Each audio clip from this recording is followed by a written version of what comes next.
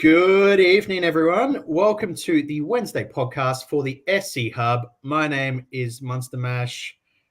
Joining me this week, I have Mr. Charity and Holden. How's it going today, guys? Good. Good. Thank you. How are you? Fantastic. I am fantastic.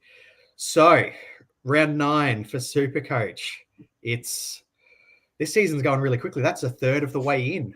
It's still feels like we only just started a couple of weeks ago. Third of the way in, and I'm already out of all my trades. It's crazy. I don't know how that happened. Yeah, I have 0 boosts, so I have absolutely flown through them. I've actually been pretty good. I've actually been pretty good myself. I've got 2 boosts left, so I'm actually traveling pretty well. What about yourself, Holden? I was going to use my 5th one this week, but I got kind of bashed up by a mate, so he told me not to. I'm trying very hard not to. Look, for people that do have boosts handy, it seems like one of those weeks where I think most people may need to use one. We'll obviously dive into that and discuss basically trade plans and all the rest of it. So first of all, we'll cover, look, how did you guys go this week? I personally had a pretty good one. 12.75. If things would load up. Anyway, Captain Nico thankfully did the job for me, so very good. Sorry. Hello, Supercoaches. Welcome to round 9. So there, 12.76. So pretty happy. Good old Sangster jumping on the podcast. How good? Yeah, videos, love it. I got 1,339 for my highest score of the season so far with a Nico Hines captain. So I'm pretty happy. I brought in Garrick early. I brought in Crichton the other week. I traded in Hines for that game to captain him. So I almost doubled my score from the week before because I got like 700 and something. It was a great turnaround. It's a great bounce back from the boys. It's good to see that they rallied behind their coach. There was threats of him being sacked, but sure enough, the boys pulled through. But yeah, really good turnout for me. And yourself, Holden? I had my best week this year. I had 14.22. Oh, very nice. Nico C traded in Angus a couple of weeks ago. Traded in AFB, I think, the week before.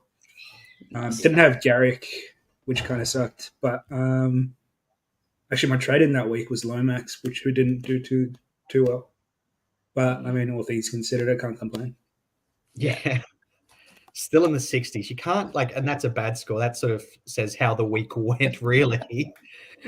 So anyway, we'll cover some quick results and some NRL news before we dive into Supercoach, which is really what everyone wants to hear. So for the SC Hub overall group, we now have 4 people in the top 100. So well done to everyone there. Look, I feel like we're going to be doing it almost every week now. Shout out to Realm. He's still killing it in the top 10, but he has been overtaken by Adrian or Latino, who is into 4th. So well done to both of those guys in particular. We've got Maury at 37th overall and Buck, coach of Squirtle Squad, at 59th. So all 4 of those guys are absolutely flying. We hope you all keep continuing for the rest of the year. Yeah. Nice. Sorry. Yeah.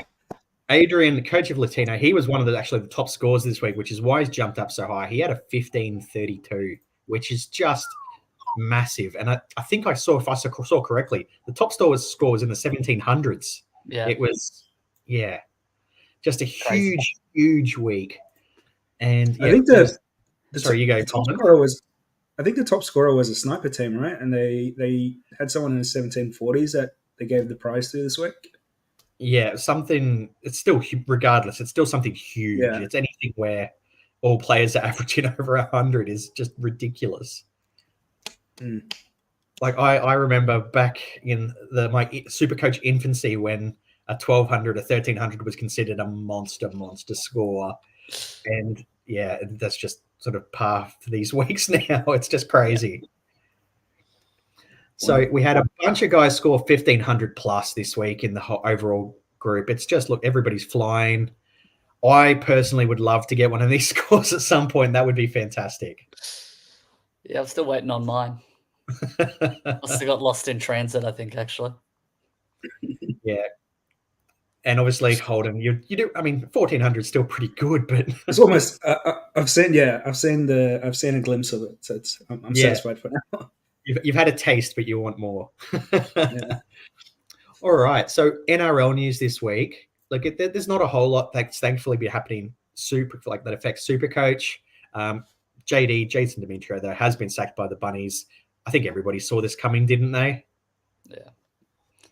Yeah. Worst kept secret. Yeah, pretty much. We've got DCE has avoided suspension for that tackle.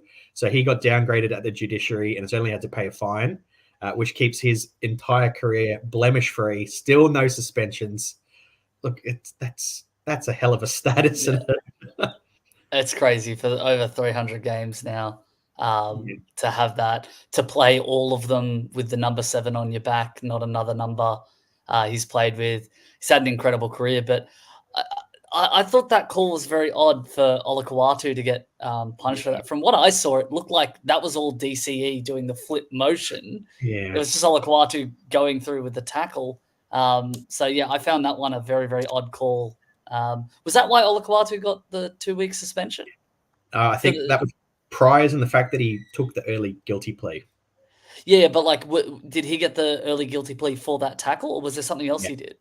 No, that's what it was. And then, because DCE was able to argue that he was not the cause, that's why he got downgraded. So, yeah, I'm not sure on that one, but that's the NRL judiciary for you. And then the whole game plan from the Eagles at the judiciary was basically throwing Olakau'atu under the bus because he had already accepted his early plea. Yeah. He accepted fault. It's not me. Yeah, exactly right. So, and the other more Supercoach relevant in potentially is Gutho has decided to go for surgery, leaving that fullback spot wide open at the Eels, and we'll see who gets named because I've seen a bunch of names thrown up. Morgan Harper. If Morgan Harper gets named, I'm changing teams. That's it. I'm done. I can't be an Eels supporter anymore.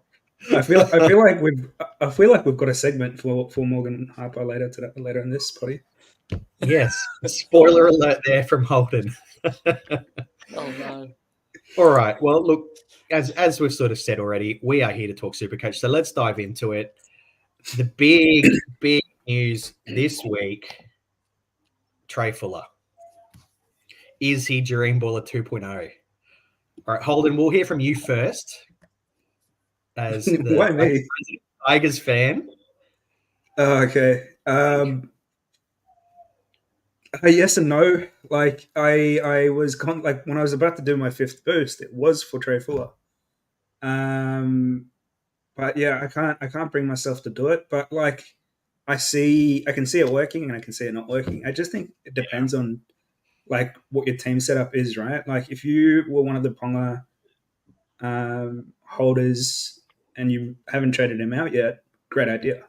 Or if you have Kale Iro in your fullback, but if you trade it to Walsh or in my case CNK, I can't bring myself to do it without giving myself an uppercut.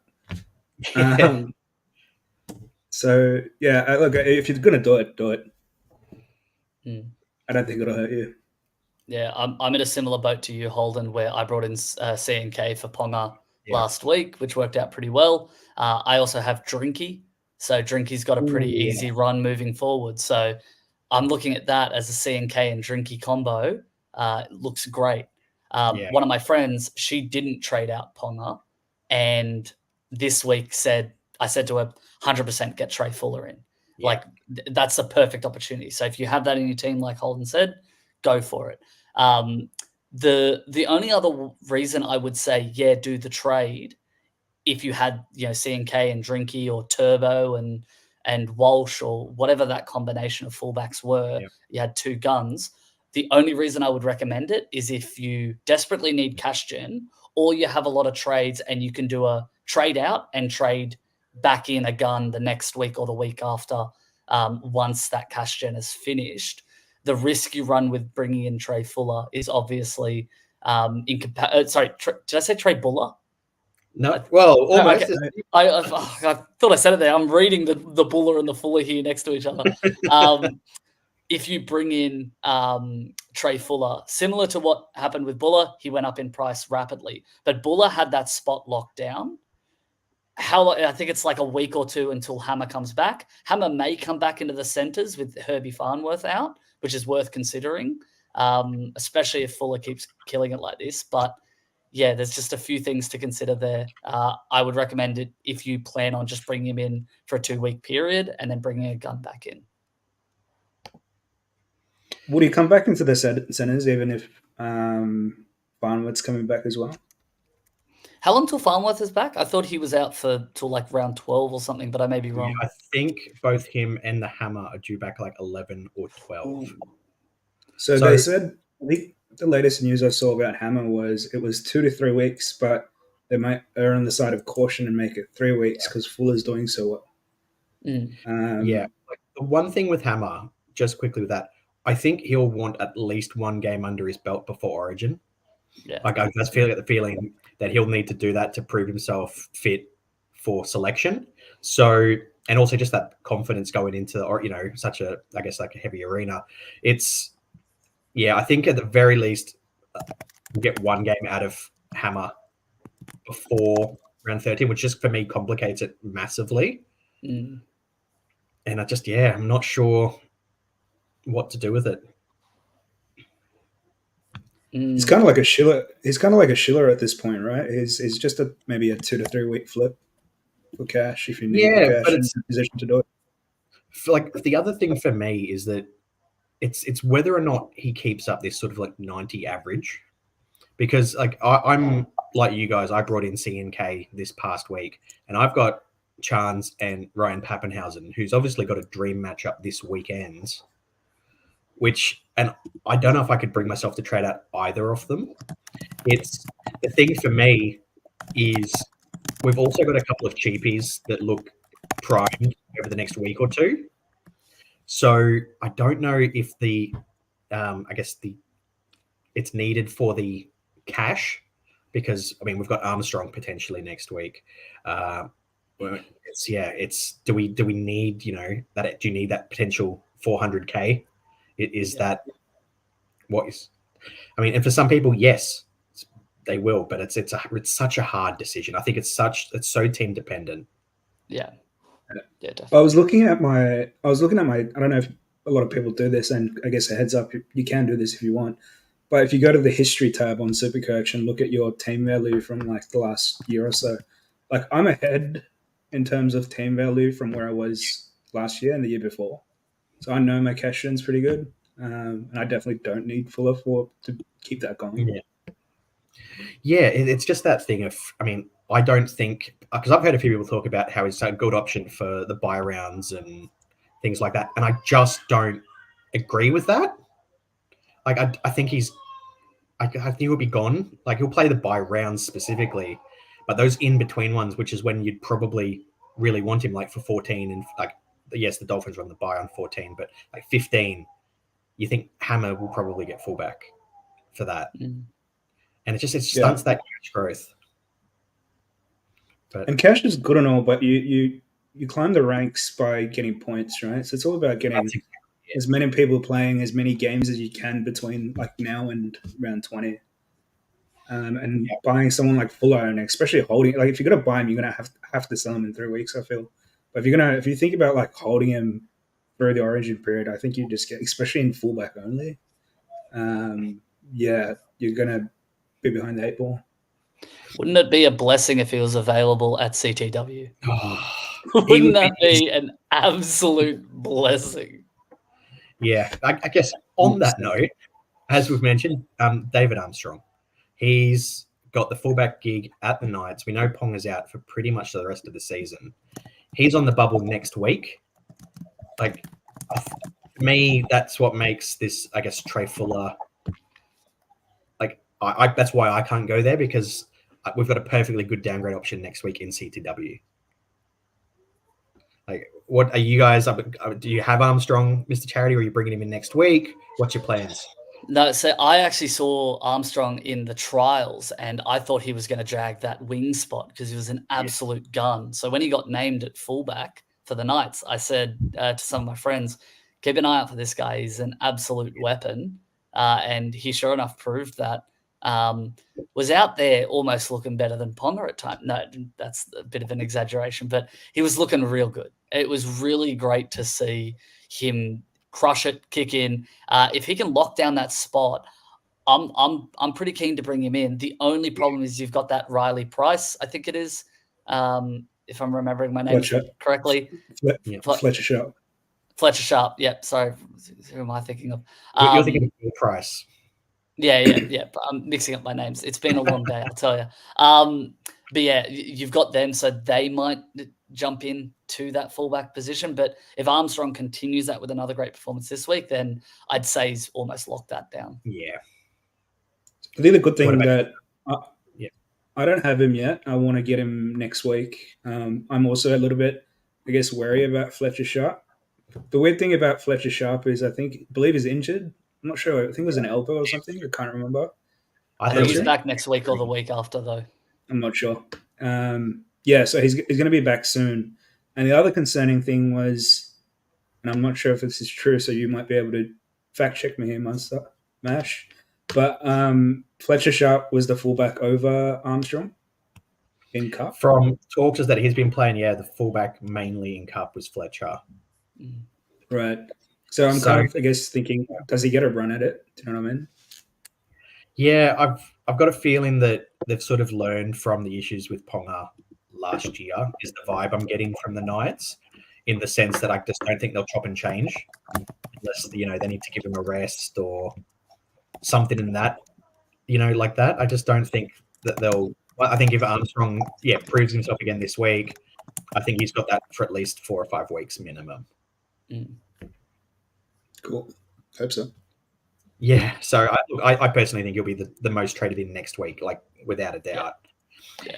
If, as we have sort of, I guess, mentioned, a few people we think will be boosting this week, and I think it is a great week for a boost. Would you go early on somebody like an Armstrong to fund other trades? All right, we'll go with yourself first, Holden. If there's a clear plan to the boost, and you're getting you're downgrading someone like a Talon May or a Burbo or something like that, or a Strange, and you have a clear plan to 2 really good keepers, yes. But if you're just downgrading to get, I don't know, buy cover for 13 or something like that, I wouldn't do it. Yeah. Look, I'm pretty sure everybody's got a name in their black book that they will swear never again because they brought in that cheapie that week early, and it has burnt them big time. I think everyone's got one. All right, but Charity, would you bring in Armstrong a week early on a boost if it helped fund the other trades, or would you hold off? Before I listened to any podcasts or had any chats here, I was almost set on making no trades this week. I'm pretty happy with most of my team. I probably need a little bit more cash gen in some other areas to get the players I want. The players that are going to be losing money, I don't plan on trading out. I just plan on having as coverage. So I haven't been planning on making anything. I just recently did Schiller to Plath. I just feel like that would be better long term. It's got good Origin coverage. Other than that round 14. But the more you guys are talking, the more I'm like, wait, do I trade out this? Do I do that? So I might end up boosting by the end of the week when I started the week saying no trades. We'll see what happens. I'll keep you posted in the Discord and the team reviews tomorrow. But I may do it. But there's a few other things I need to research first before I do it. Yeah. I think that's a really big key for this week is do your research on different players and who you're thinking. I think that this is the big issue for me for this week is who to trade out. So, and obviously top of that list for a lot of people will be the 2 May brothers, Terrell and Talon. I think Talon looks to be, I think it's time to move him on. He's not kicked on like we were hoping for the Panthers. But Terrell, his minutes have been down over the last few weeks. Do you guys still own him? And if so, are you looking to move him on or hold for the buys? Because we do know that Roosters have a half decent buy. What about yourself, Charity? What are you thinking? Hold May or sell? I have them both. And I'm pretty sure holding them both. I'm gonna have Tyrrell May as like a front row forward 3, essentially, that I play based on matchup or if there's injuries in that front row.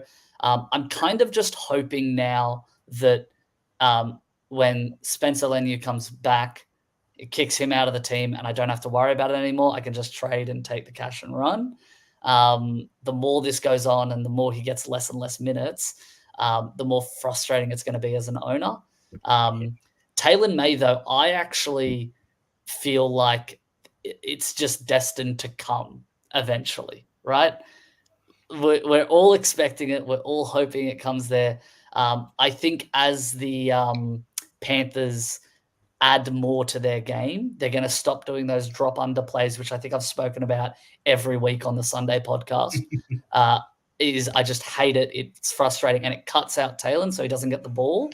I think with some of the recent news that's come out as well about the Panthers team, we might see a little bit more action down that side. But yeah, I'm going to keep them both. Yeah. So just quickly, we have had a little bit of breaking news while we've been on the pod. Nathan Cleary has been cut from the Panthers team 24 hours out, and so has Jacob Gagai from the Bunnies. That's a bit of a dagger, but I think if we'll cover everything else first and then dive back into this because I think it is such big news for this game. It's just crazy. But anyway, before we get too distracted, with the Mays, I'll put it this way. I'm asking for a friend, we'll say. What I'm considering doing this week, because I've got the right duel and just enough cash, I can turn Terrell May into David Fifita. Oh, you got to do that. Is it as a no-brainer as I feel, or I think your friend should probably look to do that. I think your friend would probably like the result that comes off the back of that. Yeah, so I think I've still got Curran in second row. So anybody that does have the duels in that regard, I think it's probably not the worst time to move him on if you can do it for that. I don't know if there's too many front row forward options other than like an AFB, who I would probably move up to. You've also got there's Fainu for the Tigers, who's not the worst option. I'm at the point where I just can't stomach the Willie, won't he? Because it's so tempting to just chuck the R on him because you know that if he gets the minutes, he's going to kill it. But we just don't know. Like Robertson's just. It's been so inconsistent. He's pulled a Ricky on us with Terrell May, and I'm sick of it. I'm just going to cut him loose, I think. Mm-hmm. Yeah. The more we talk about it, the more I'm thinking, May to find him might not be the worst decision to make. Now, thing I will say just quickly before you guys discuss it, I have been awful this year with trading out players a week or two early. So this might, because I'm looking to trade, it may be the sign that everybody should hold. Yeah. Okay. Fair. I just need you to write them down and send them to us in advance, just so that when we're doing our planning, we know to account for that. Okay. All right. If I go through with it, I will make sure to pop it in the Thursday team review chat so everybody knows well in advance. Yeah, beautiful. Thank you very much. I've got both of them as well, both the Mays. Yeah. I'm definitely holding Taylor this week because, he's just not an urgent trade out. He's bottomed out in price. In saying that, I've said the same thing when we did the round 4 preview, I think, and it's been 4 weeks, and I said back then that he's due at some point, right? And we're still saying that now. Not looking great. Terrell May is such a pain because we've made so many trades in front row forward, and I'm sitting there like I can I wanted to just do one trade this week, which would be like Strange to Garrick or something. Do I really need to trade out May? Because I've got Hughes still. Could just play Hughes if I was a bit scared about playing May this week.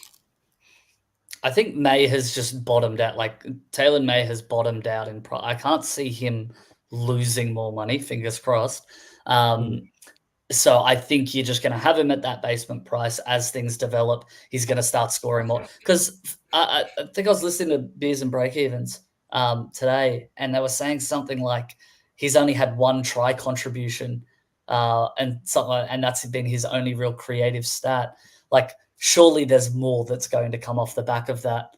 The only other thing that I'm considering now is I'm just looking at the lineups, and I think based on that game and the restructure that's happening, I think Isaac Tungo is now going to be running at Michael Cheekham. So that's the third matchup where you're going to get Tungo running at a second rower. So I think it's almost a Captain Tago for this week. Definitely don't play Taylor May because he's not going to see any ball. They're just going to keep going down that tram line. So, yeah, interesting. I haven't even looked at Tago this week. Yeah, he's looking not bad because he's probably about almost bottomed out of where 610. I expect him to sort of sit for the rest of the year. So it's not bad. Is he 610K? Is that? It's pretty low. It's 610K, 97 break even. Yeah, but you'd be surprised if he beat that break even if he's running at Cheekham. Well, yeah, as someone... I could be wrong about that matchup, though. I always get confused by it. So, but I think that's what it is. Too late. I've locked it in. If it goes wrong, it's your fault. There's your scapegoat. So I'm just going to bring up these teams because I haven't had a proper look at them just yet. It's try reading the the Rabbitohs Panthers team list. It's all over the place now. Based on things that I've heard, I would assume that on the on the left-hand side for the Bunnies will probably be Jack Whiten at centre, and I would say Isaac Thompson because I think he plays left wing generally. It looks like on the website they've got Whiten and Tass, and then Cheekham and Thompson. That's what I'm seeing on my side, but yeah, look, I think they might change it. We'll probably not be able to tell until kickoff, so we'll see what happens because there's obviously been talks as well about the rumors of them changing the halves up and everything, but I don't think that's going to happen now after the cuts. So especially looking at the reserves, yeah, exactly right. So I think that's one thing we could probably rule out. So I think we will see Whiten at left centre, but we won't know for sure until kickoff. But anyway, just before, we've hinted at it there as well. Other players that are probably at the point where you need to trade them out are the Raiders. With Fogarty out, I think they're pretty much capped now for money-making potential. I just don't see it happening with Strange and Schiller as it is. Well, Schiller's obviously been dropped this week, which I think might actually be a blessing for many super coaches because he's not losing money. Yeah. And it's prime for a trade to Armstrong next week. That being said, the top trade-in so far this week is Ruben Garrick. I think a lot of people are using this opportunity to upgrade their CTW to grab some of these guys that bottomed out. So, are you either of you trading out any of your Raiders? And if so, who are your targets? We'll start with you first, Charity, because you seem to be changing your trade plans. Yeah, as we talk. Yeah. So I originally did Schiller to Plath, but I'm going to do Strange to Plath. My goal was to hold on to Strange for pretty much the season as just a plug and play on matchup. But the more I think about it, the more with Fogarty gone, we're going to see an impact. I love Strange. He's just a footballer. It's great to see that. But I think we have seen the peak of him. I think he'll still dish out 40s. From time to time, occasionally a 25, occasionally like an 80 that you'll be surprised with. My plan was to keep him as, a 5'8" coverage if I needed it.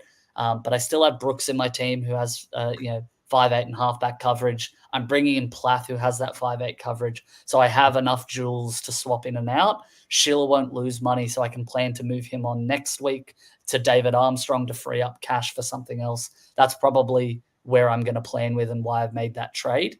But if you can go Schiller or Strange to Garrick, that's a chef's kiss. Like that's a beautiful trade and just absolutely amazing. I did Garrick 2 weeks ago where he dished out the 40 for me, and I thought, I've made a mistake here, and then dishes out the 145. So repaid my faith in him, picking him early. But yeah, I definitely think if you can do it, almost lock it in. That's why so many people have already done it. Very nice. And what about yourself, Holden? Are you trading out either of the Raiders boys to upgrade, or what are you thinking for your moves? So I burnt the bank last week by doing Schiller to Lomax. That's I've got that was a really nice trade for me last week. Even if you only pumped out a 61, I really enjoyed making that one. I've got how much? I've got 106k in the bank before trades, and I can just do Strange to Garrick in one trade. Yeah. And have $5,000 left. But now I'm thinking about Tego, so I don't know. Well, look, in my own moves that I'm considering this week, Garrick is obviously right up there. I would probably have to trade out Schiller to do so. The other name that I'm looking at is somebody else that looks to be on the up, is Karaz for the Bulldogs. He's looking now like he's now back on the wing. I think he is, because of the Bulldogs were on the bye last week, I think he's getting slept on a little bit. Same with Bronson Xerri, who, if people can't quite afford to go up to, say, like a Garrick or somebody like that, I think he's a great option as well. What do you guys think about the Bulldogs? We'll start with you first, Charity.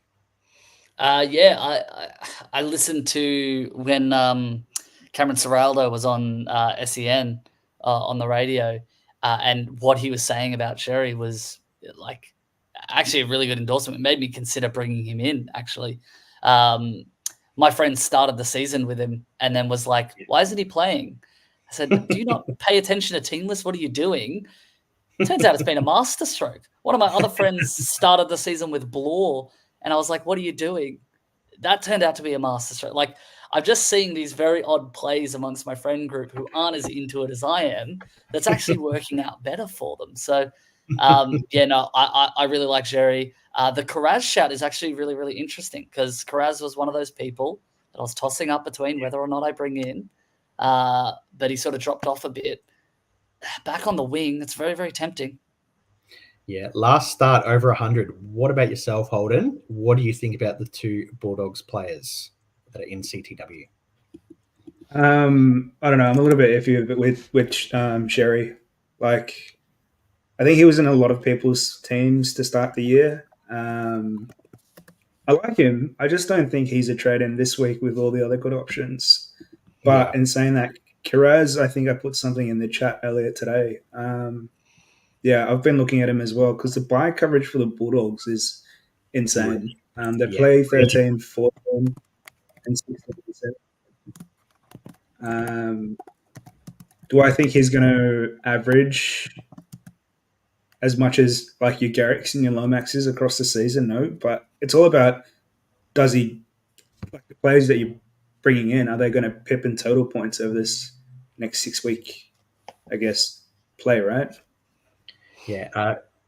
Mr. Charity has just popped in the chat for us what Xerri's price is with his minus 25 break even. I think, once again, I think there are better options in CTW this week, with your Garricks, and I think Karaz is a better shout. But for those that can't quite stretch the cash and need maybe that mid-priced option, I think you could do a hell of a lot worse than Bronson Xerri. Now, look, it is one of those weeks where I think there are so many players that could be moved on, and it's so team dependent. We say this every week, but there are plenty of sort of different moves that you can make out there. As I mentioned, I'm considering Dave Fifita, who is come back on fire. there's lots and lots of options. The other player that I'm probably going to use to fund my move is I'm probably going to downgrade Appy. I'm not sure about his back at the moment, and I'm probably going to bring in Jaden Brayley, who looks to be just improving week upon week. Yeah, very nice. What do you guys think about me trading out Appy? How are you viewing me? Obviously, Your friend. Sorry, your friend. My friend. Yeah. Your friend trading out Appy. Yeah. Now, you're the Tigers fan. You've watched him a lot closer than most. How do you view Appy at the moment? It's like, I mean, he was just short of a try on the weekend, which would have been fantastic. I personally think it was unfairly taken away, but I actually didn't watch that game. I actually didn't watch that game. I haven't watched the last 3 Tigers games anymore. The last 3 Tigers games because it's getting painful again. So a true Tigers fan. Yeah, because Benji got away with. He got a bit of leeway, I guess, at the start of the season because they won 1-2 on the trot. But it's starting to go back to your regular scheduled program. So I don't know. I think trading out Appy is fine, honestly. If you're going to someone like Jaden Brayley, just do it. Like the thing that I'm looking at with Appy in particular is if he'd scored that try, he was putting up like a 60, mid-60s. So, and that's with a line break as well. So for me at the moment, there's just something about the Tigers where, sure, he's got those attacking stats in him, but even with the goal kicking, he's not sort of basing that sort of 40 to 50 is what I would want to expect as his floor. It's lower than that. So that's part of my thinking. Charity, how have you viewed Appy, and what do you think? Do you have him at the moment? What do you think about Appy Coruscant? No, I'm still stuck with the Levi. So the Levi to Brayley one is now my third trade for the week that I'm going to make. So, look, I think Appy is still a great player. The back injury is the concern. The fact that he's named is great. When are they actually playing? Because that's going to be a great factor to consider. Is if you trade out Appy. Or you decide to leave him in. Beautiful. So you can leave Appy in, have a trade spare, and if Appy gets ruled out, you can drop down to Brayley because Brayley plays the day after or something like that. So Tigers are mid-round, so 3 o'clock on Saturday. So that's a good point. I think it's actually something we've already seen. Team News kind of shake things up already this week. Leave your trades as late as you can make them, because then it sort of helps you make the right moves and not bring in people you shouldn't do and get stuck with them. So it is a tough one. Because Jake Simpkin is a hooker, right? Yes, he is. Yeah, he is. Yeah, so he's 18th man at the moment. So that to me says that he's ready to come in should it need. You also got Latu Fainu at 14, who I think they're going to be playing through the middle as just like a couple of little random spells. I honestly think he'll play. I don't see he's getting exhausted. The guy's not, the spring chicken he used to be. Yeah. They're not going to be able to play him 80 minutes and just have him create all this, tackle all this, and do everything that the Tigers need him to do to scrape through a 1-point victory, and he can't do that forever. The only consideration I would have for contemplating doing this trade is the fact that they're coming up against the Bulldogs, who we know are light on middles. Appy plays really crafty around the middle when you've got tired forwards, and they've got a 2-forward bench, the Bulldogs. So you're going to be expecting bigger minutes out of most of them. I think there's probably, if you're going to hold him, you hold him this week and then make the trade later. But if it's to get Brayley, who's constantly going up in price, maybe you can jump off early, but just be ready to regret the trade later is all I'll say. Sorry if I cut you off there, Holden. Sorry, I just was... No, you're bang on. All right. Look, are there any other names that you guys... I guess you've seen around the traps that you're looking to discuss? It's, as I said, it is a really, really big week for trades. I feel like it is one of those ones where this is where people can look back and go, oh, that's what really, boosted me into that top 1,000 or completely ruined my season. It's It has that sort of feel. So is there any other names that you see? We'll start with you first, Charity. I think Fafita may be one of those ones that people go, oh, I should have brought in. But the fact that he's not playing as many games over the next couple of weeks, like you're going to maybe get a couple of good weeks out of him. And then after that, nothing. I think what was David he played? Fafita? Yeah. David Fafita. I don't trust in. I think there are better trades that you could make there, but I also do feel like I'm going to be sitting here 2-3 weeks from now going, shouldn't have said that, you know? Can I convince you that buying David Fafita is actually a good idea? Hit me with it. So I went a little bit into it today because like everyone's heard, we all heard about how David Fafita has a really bad buy coverage, right? But that doesn't really kick in until week 16, round 16. So he's got round 16 at Origin, round 17 with the bye, and I believe round 19 at Origin. Up until round 15, he's fine. Like from now to round 15, there's 7 weeks, and he only misses. He's only confirmed to miss 1, which is 13. And the Titans being where they are, I fully expect him to probably play 14, even off the bench. Yeah. And 15 is up against the Tigers. So if you're buying Fafita, you're probably going to get 6 out of the next 7 games from him. And I think that's worth the buy. Yeah. Now I'm going to read out because I've got the draw in front of me. So we'll ignore the Melbourne game this weekend, but we also do know that the Melbourne right edge is the weaker one. So I'm almost tipping the Titans this week. I'm very close to doing it. All right. So after the Melbourne game, the Titans have North Queensland, Newcastle, the Broncos, and then in round 14 they've got Souths, then Wests. So that's not the worst draw you've ever heard. So, it is awfully tempting. It's about as good as it gets for the Titans, really. Yeah.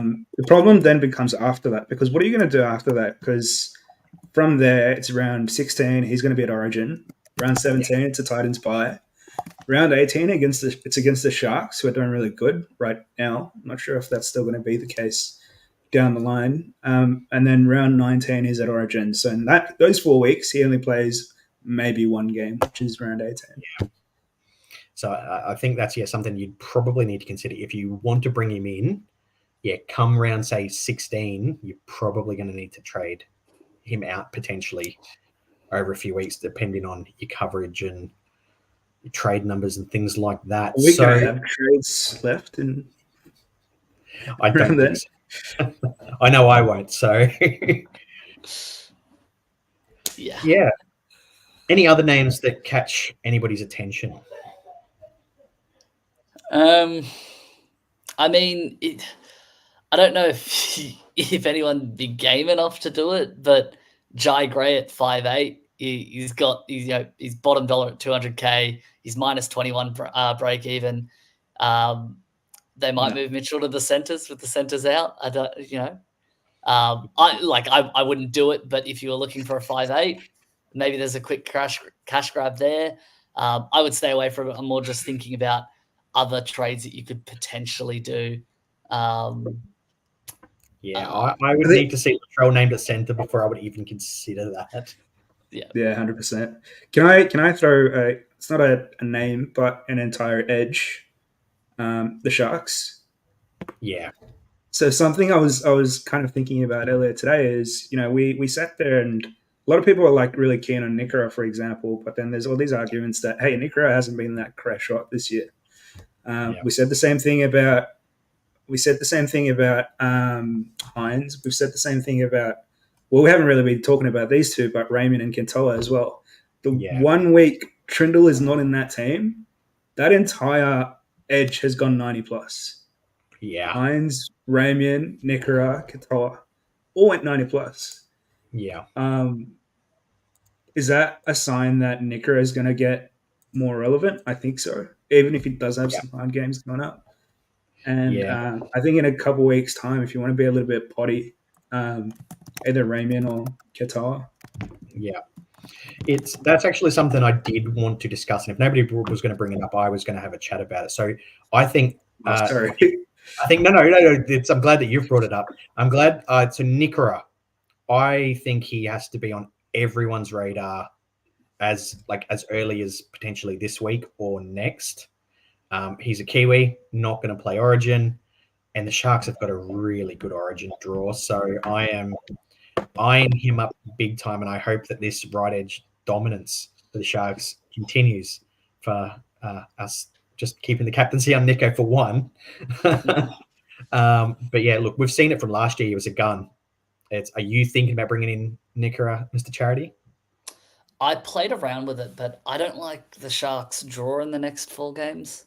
No, the next few are not great, but after that, it's great. So I think for me, it's a reassess after the Panthers game. I think it is. I think Panthers next week or the week after. I think it's a reassess then. It would be great for, especially I've got Crichton in my 2RF. If Crichton gets picked for Origin, I'll need a replacement. I think a Nikora would actually be a perfect replacement for that, or even like upgrade for that at the time. So yeah, that's what I'm thinking. Yeah. Now, that was actually the second part of what I wanted to mention. I'm glad you talk about it, Mr. Charity, is they do have a rough next 3 games, the Sharks. They're going Melbourne next week, into the Roosters, then into the Panthers in round 12. A lot of people have Ronnie Mulatalo. Do you hold him or through these rough games, or do you see if you can bench him or trade him out? What do you think people should do potentially with Ronnie? I was going to mention Ronnie real quick as well when I was going off on that little tangent. But is it a coincidence that the minute Hines gets, I guess, all the ball again, Trindle's not in that team, Mulatalo gets his first sub 80 score or something in 6 weeks? I think this is going to be a thing we're going to see, like the Ronnie from last year, essentially, where he's going to be a little bit more rocks and diamonds. Mm-hmm.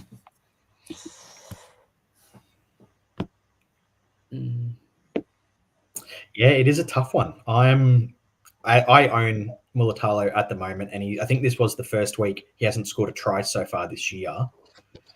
His base has improved by comparison to last year, but it is a tough one. I think if we see a really heavy right side dominance again for the Sharks, it is something I'm going to have to strongly consider. But I'm happy to hold for this week and then see what happens. Yeah, I think that roughly covers it. Look, I'm sure that I bet there's 100 names that we could have talked about from our own chats. But for now, what we're going to do is we're going to dive in and answer some questions. Our good friend Jedi on the Discord has created a new channel as of this morning, podcast questions. So this is going to be relevant to you as well, Mr. Charity, for Sundays. So we've had quite a few popped in there. So I'm going to go through a few now and we'll see what people think. So first one from Pitbull. As a rough number, how many trades and boosts should we have left after this round? So, how many do we or how many should we? I think that's a good sort of initial look at it. But ideally, what do you think is probably a sort of the healthiest number on the lower side of things you'd be happy with? Do you want to go, Holden? All right. Yeah, I think the way with how the year started, with none of the cheapies that we thought were going to kick off the season becoming eligible, and then everyone finally slipping in after round 1, there hasn't been really too many chances to hold trades unless you really, really lucked out on who you picked. I think if you're sitting at 2 boosts, 28 to 30 trades, you're doing well. Maybe closer to 30. Yeah, I would be looking at, I think if you've got 31 or higher trades after this week, and ideally probably 2 boosts, I think that's not a bad spot. But as someone that, I don't feel as highly about boosts as others. I think holding 1 for the end of Origin is great. and maybe one for the end of the year, but they're there to just sort of help out. And I mean, it's helped get me out of a bad start to the year. So I'm happy to. I think if you can burn through them, it's not the worst thing boost wise. But trades, I think if you've got 31 or higher after the end of this week, I think you're in a good spot. What do you think, Charity? Yeah, I think that 30 mark. If you've got 30, you're in a good spot. As Holden said, 28. If you're on 28, that's acceptable. If you're below 28, it's you've burned through a lot of trades, and you now need to start getting to a point where you're only trading once a week. That's why I kind of want to make the one trade this week and leave it at that, so that I can reserve it for the end, because I ran out of trades, I think, the week before we closed. So I was pretty happy with that. But I know a couple of people who burned through all of their trades. And then I know people who finished and they had 20 trades left. And I'm like, were you just not playing half the year? Like, what's going on? So, yeah, I right now have 29 trades with the one trade I made this week and 2 boosts. So, like you said, boost for the end of Origin is perfect. That's when you can finally get your team sorted and make all those trades for your run home. And then for the end of the year, for any head-to-head matchups you have, I think is perfect. All right. Now, the next question we'll go from is just looking at the name here. It's like a Holden. And this is a question for Mr. Charity. Can you give us your thoughts on the early confirmed rumors of Morgan Harper playing fullback next week? Hey, I want you to know this is a really important question. I want an honest answer. What are my thoughts on the news that Morgan Harper to be named at fullback in Gutho's absence? That's the question? Yeah. How do I leave the call? Hang on just a sec. So I think is the acceptable response just poo emoji? Pretty much. No. Honestly, I don't even care if Gutho's out and we need to move like Russell to fullback or whatever. I don't want to see Harper anywhere near our team. I don't want him 18th man. I don't want him even named at 22. I need to make sure that our team has Blaise Talangi at the back. Yeah. I think for anyone who held him will be happy with that. Have him at the back and have a regular lineup. I think even though Sivo's out, Gutho's out, I know he's going to be there next week. Why did you make me angry right at the end? The other name that I think we could see is Simonson, because I know that he played fullback a bit at the Raiders. Yeah. So I think it'll be probably Talangi or Simonson based on the rumors. It is on a serious note. It has to be Talangi. They've already got too many outs. They need Talangi there. If he's not already in the team and you've got structure and stability in that back line, put Talangi back there as the replacement. Do it, please. All right. You might as well play Cartwright in the settings, honestly. Now, Dylan Brown to the centers. Dylan Brown to the centers, right? No, don't do that. He's my number 6. Well in the past. All right. On to a bit more of a serious question. Who would be? This is from Harold. Who would be your top 3 600k CTW trade-ins with guys like Izako, Karaz, a few other names like Gagai, Meany, who we haven't talked about? There's a bunch of names there that are in that sort of 600k mark. So I think we'll ignore players like a Manu and those ones that are a bit higher. Who would you have as like sort of your top 3 in that price bracket? For me, I think with the way that the numbers that have brought him in already, I think Garrick might be number 1, purely as a bit of, because if he goes off again, you'll be kicking yourself because everybody else has brought him in. I would have Karaz probably about level. And then behind that, probably based on the buy coverage, I'd probably have Asako at 3. What do you guys think? We'll start with you, Mr. Charity. I've got kind of some poddy ones that I want to throw out there. Okay, let's hear it. What about like Saab? Right? Yep. You've got Manly who have just somehow been winning games, even though they look like they were about to lose them. Saab, he's just coming back from that injury, but still scored pretty deep. He scored a 59 last week, which is pretty great. I think Gagai is one that a lot of people have been sleeping on, but if he continues goal kicking, we know he's a tackle breaking machine. If you're looking for pod plays as CTWs to come in, I think they're great. I've got Dom Young, who I held through that whole saga, which hurts. But he knocked out an 88. Granted, that's in a landslide score. He probably won't score that much this week. But I think he's looking good. He's looking strong. He's looking fit, especially that chest. So I think we're just going to see some really good results out of Dom Young. That's probably who I would have, but they're my different kind of plays, not like the stock standard that everyone's going to bring in. Yeah, I don't mind a bit of a pod play. And I think the top of my pods, I think probably, if you really want to go a bit out there, I think Gagai is, we've seen his base. He was averaging 65 this year, plus probably 10 points in goal kicking. That puts him in pretty elite company. What do you think, Holden? Who are your top three, sort of, I guess, that 600K-ish CTWs? I'm going to be pretty similar with you, I think. Garrick would be up there. I'd say Garrick and Osaka would be 1 and 2, and then maybe Kiraz number 3. Then with Dom Young, look, they did versus the Dragons last week, and they towed them, and he got an 88. Yeah. I think you can still wait. Like, if we're talking about this week, I feel like Dom Young can wait compared to the other options. If we're talking about this week's trade-ins, Yeah. Realistically speaking, same with Targo, thinking about it. Yeah. All right. I'll throw one more name at you that I think people may have forgotten a little bit about. He was a flavor of a little few weeks ago. Dallin Watene-Zelezniak. What do you think about him potentially? And potentially even just how the Warriors are looking at the moment? Because they've been a bit of a... Yeah. Sorry, before we get into this, can we take a second to think about how many times Blocker tried to say his name last week? That was the funniest thing I've heard in a long time. I can't hear him say Cockstar again.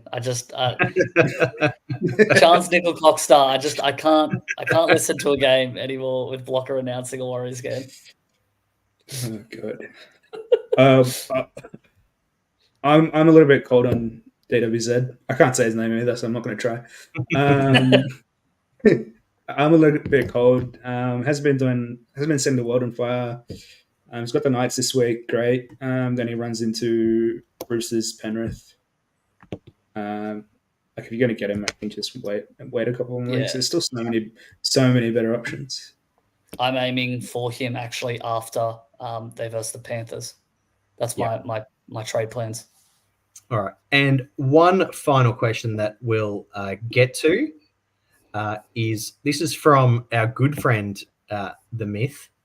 Should non-Angus owners, such as a certain rugby league realm, be considering him as a trade-in despite his mammoth price rises?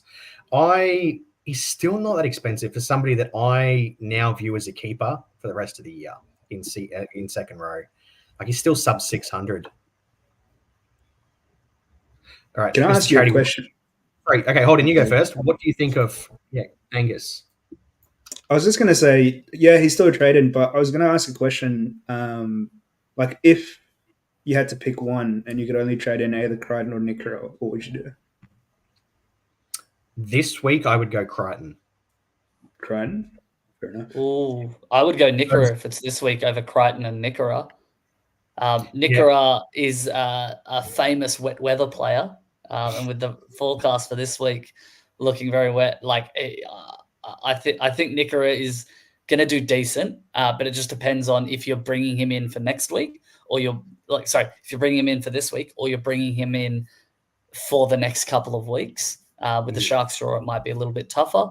The Roosters, I'm pretty sure, have a better draw than the Sharkies. I'm just looking at it now.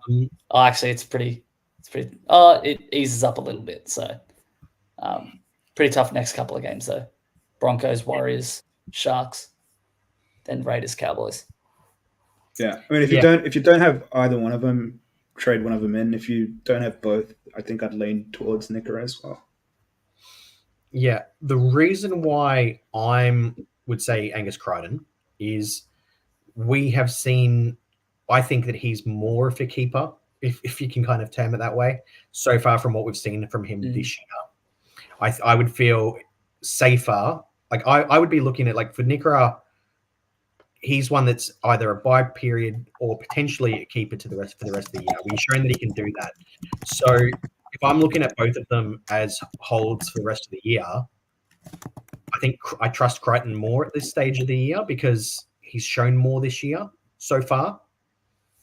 But I mean, look, that might be a completely different answer in like 2 weeks' time because Nikора's killing it and the Sharks are going right. I think that's what I want to see as well from the Sharks. I want to see where exactly they land, and if there's like a 1 week flash in the pan where they've gone heavy right before, I guess would lean one way or the other, like completely. But at the moment, I would go Crichton because we've seen more from him this year. Yeah. All right. Just before we finish wrapping up, we've talked about it a little bit, but we'll, I guess, discuss it a bit further now. Captains and vice captains, who are you looking at for this week? For me, it's pretty simple. I think I'm going to go VC Pappenhausen into a Captain Hines. Initially, I really quite liked a potential captaincy on Nathan Cleary as a bit of a pod move, but obviously that's not going to happen now. Who are you thinking for your captaincy, Mr. Charity? And VC Garrick and C Hines. And yourself, Holden? Yeah, so I did Paps and Hines last week, and I want to maybe play with my VC a little bit more this week. So I'm going to do Holmes or Garrick. Yeah, look, one thing that has been talked about, and I think you'll see a lot more of it in the coming days for super coaches, is there's going to be rain in Sydney for a fair bit of the weekend. Last time we were seeing this, it didn't really play out as much as we thought it may have. But that's something that if I'm being a bit cheeky, come Saturday, as I will be at the Storm Gold Coast game, I potentially could even go a straight C on Pappenhausen. I feel like his big score is coming. So apart from, I mean, look, Hines looks super obvious. Is there anybody else that you quite like for a C if you had, I guess, like a free shot at it? Holden, what about yourself? What do you think if you could go just a free captaincy on someone? Who would you go this week? If it's a free shot and it can't be Hines, and you already said Pap, so I'm going to say Holmes because that's apparently the only dry game, and the Queensland derby. I think Holmes will do good up against the Dolphins. I think it's a Danny Levi hat trick to score a whopping 60 points. Yeah. If it's a free shot. Anyway, on that note, I think we might as well wrap it up. So thank you very much for joining me. Look, we say it every week. If you're not in the Discord, jump in, get in there, have a chat. You'll hear banter like this most days. We've got the Thursday reviews for teams. You can put your questions in the chat, what your trade thoughts are. People can give you some feedback. I just find it's a really good resource for getting feedback across the weekend and the week. We all really just want to chat Supercoach, don't we? That's what it's for. So, thank you for joining me. We'll be seeing you, Mr. Charity, with Scoop on the Sunday podcast. Hopefully, we'll see another lot of good scores this week, and we're all doing well. So hopefully that's what you'll be reporting. And thank you for joining us as the viewer or listener, and we'll catch you next time. Peace out. See you guys. Thank you.